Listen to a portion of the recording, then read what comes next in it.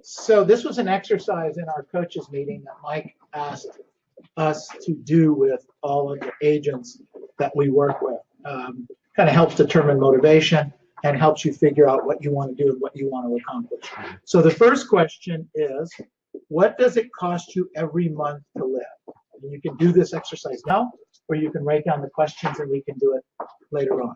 What does it cost you every month to live? Which is a really interesting question sometimes, that some of us don't know exactly what it costs. That's kind of interesting. So what does it cost every month to live? And I want you to separate it from business and personal, okay? Your business, because some of us have Mike Berry Coaching, and we have some advertising budgets and things like that. So keep it separate. What are your business expenses and what are your personal expenses? So that's the first one. Second thing is, what's your outside income? Outside income. Spouses, significant others, alimony, child support, investments, cash flow from apartment buildings, whatever it is, okay? So what's your outside investment or what outside income? Then write down what's the difference. Is the difference positive or negative? You know, let's say your expenses are $10,000 a month. Let's say you get $3,000 a month coming in from a spouse or investment. So now it costs you $7,000 a month. You know, I know people that their expenses are $10,000 a month and their husband makes $20,000 a month and they don't need to work. You know, I mean, whatever it is, okay? So what's the difference? Then the next question I wrote down here is, what's your average commission check? What's your average commission check? What is your average commission check? And then the next question is, based on that, how many deals a month do I need to close to pay my bills? How many deals a month? Is it 1? Is it 2? Is it 3? What is it a month? The next question is, if you need to do X number of deals, what do I need to do differently to make that happen? What do I need to do differently to make that happen?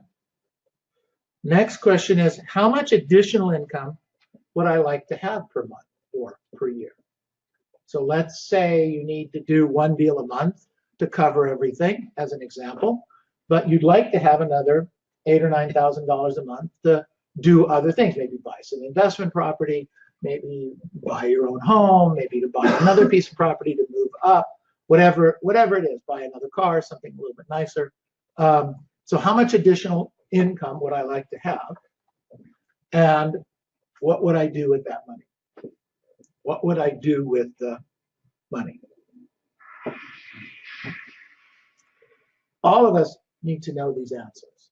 This is going to help us in terms of determining why we get up in the morning, why we go to work, why we do what we're supposed to do when we're supposed to do it. Look, truthfully, motivation. It determines our level of motivation, generally speaking. So let's identify this, figure it out for yourself. That's kind of what we were a little bit alluding to earlier today. But run those numbers. Let's take a look at it. And then bring it to me. Email it to me, call me. It's between us. You don't have to do anything with it. Work with your coach on it. But let's determine this now. You may find that, whoa, I need to ramp this thing up. Or, no wonder I don't want to get up in the morning. I don't care. I don't have to. I need to make $3,000 a month. That's my shortfall. You know, my spouse, a significant other, and my investments makes the rest of it. And as long as I close an escrow every 60 days, I more than cover my nut. Now I know why I don't do what I'm supposed to do when I'm supposed to do it, as an example. Okay? I'm not saying that's where it is. But you can see where that could have an effect, yes or no? Yes. Okay? All right, so there's a homework assignment for you to get that done.